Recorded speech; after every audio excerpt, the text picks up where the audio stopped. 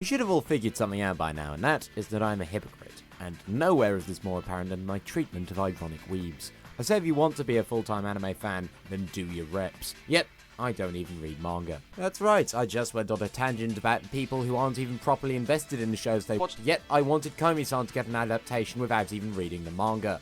But listen, Komi-san anime is basically just the manga, innit? I mean, half the stuff is text put into panels, it just happens to include voice acting. Voice acting that is fucking pure. I will protect her. I don't care if she isn't real. As I said, manga is not my forte. I'm fairly divorced from the going-ons of the manga world and will stick with anime. I know I'm getting the more watered-down experience since the entire history of anime as a style is defined by its budget cuts, and it is not the product of an individual vision but instead an entire team doing work on it. But that's not to say I've never dipped my toe into the manga world. In fact, I have a manga collection. Now, I've seen a few people go through their manga collections, specifically Otaku Duma, who is probably better stocked than your average comic book store's manga department. And here I am, with a manga collection that can be counted on one hand. The story of my first manga is one I've detailed previously, but that was back when I was using a headset mic. So, as not to subject you to that terrible audio quality, here's the 411. In school, it was World Book Day, where you could dress up as any book character you like. Now, everyone just used this as an excuse to come in casual clothes because they're uncreative pricks. But I'm a creative fella, and I wanted to cosplay as Death the Kid from Soul Eater.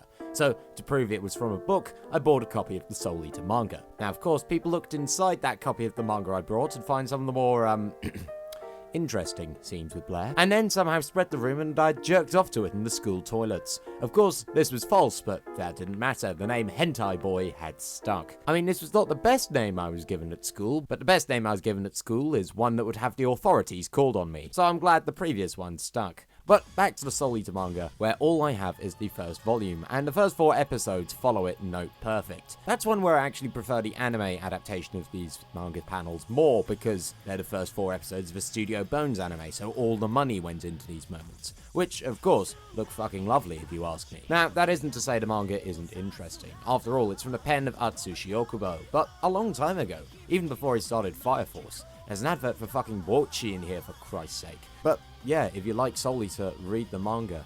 But that's basically all I have to say about it for the time being. Why the fuck is everything written in impact font? So for my 14th birthday, my mates had been to a comic book shop and bought the newest manga that was on the shelf. This was Black Bullets. This is one that was not actually a manga to start out, but a weird thing called a light novel. I didn't read any further in the series, but I did avail myself of the first episode of the anime adaptation of Black Bullet. Also, not going any further with it. No, the OP does slap. And I have 100% pride in saying this.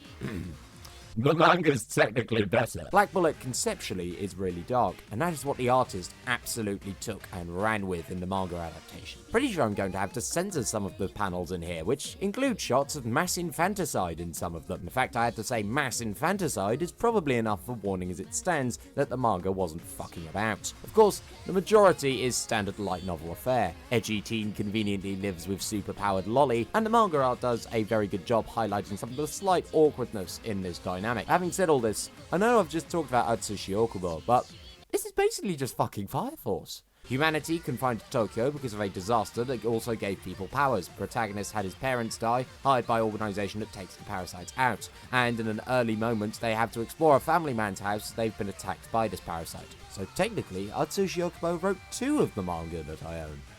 Remind me, what a segue. Of course, on top of gifting me the newest manga off the shelf, my friends for my 14th also gave me a manga they had heard was apparently really weird. A manga called Hellsing. Now, apparently they found it weird because for someone to become a vampire in Hellsing, they had to be a virgin.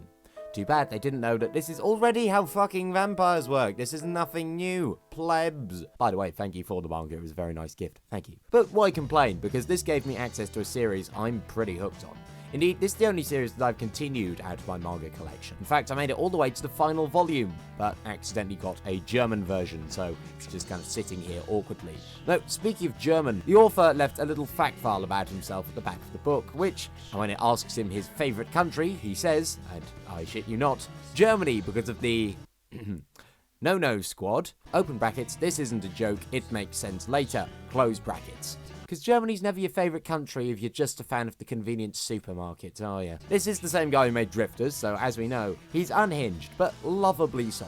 The art here is bloody amazing, I should mention. It's dark as shit, even in its funnier moments, and I really want to finish it so I can see if Hellsing Ultimate lives up to this fantastic manga. Although one thing that probably hasn't made it into the anime is the side stories at the back of each manga volume, which details the adventures of the Catholic murder nuns who violently kill everyone during a hostage situation.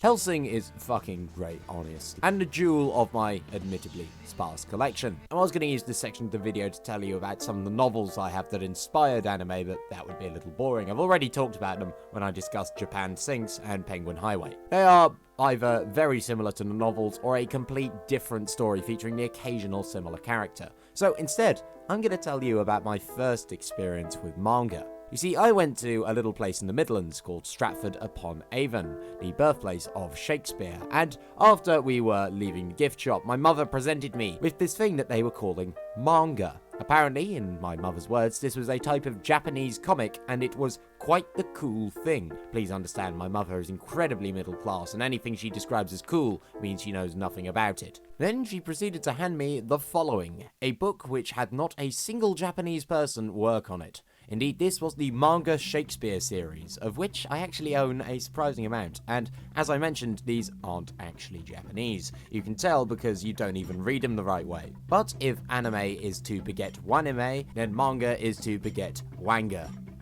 Wang. The manga Shakespeare series is what it says on the tin, an attempt of adapting the works of William Shakespeare into manga, despite failing at literally the two things that make something a manga. But that aside, these are fucking wild. At least, much more for something you'd expect to be sold at an English theatre. Since they wanted to be all manga, a lot of the settings are sci-fi. I quite like this direction actually. Most Shakespeare adaptations you see on stage are either average Shakespearean fare, or if the director's a sicko, disgustingly modern. However, I think more should be done with high-concept stuff for Shakespeare. Indeed, the one they have of Macbeth is basically the same setting as Fist of the North Star, if it also happened to be Macbeth, although it doesn't explain why Macduff had 4 arms. The same is true of their adaptation of The Tempest, and that one is set, as the blurb describes, in the shadow of a mid-21st century energy crisis. But how the fuck would you be able to tell that while reading it? The main problem with adapting Shakespeare is no matter what cool setting you're trying to immerse your audience in, ultimately it will go to shit because the play has already been written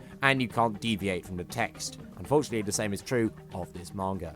This has an interesting bit of background lore, but that will only just get in the way of the main story, which is ship crashes, guy tries to slide into the king's daughter's pants, Gollum jerks himself off at one point. Obviously, I've slightly oversimplified things here, but on a technical level, these manga are actually very nice. Effort's gone into emulating the style, but in a way that actually accentuates the original writing for the characters and not distracting from it like some of the settings do.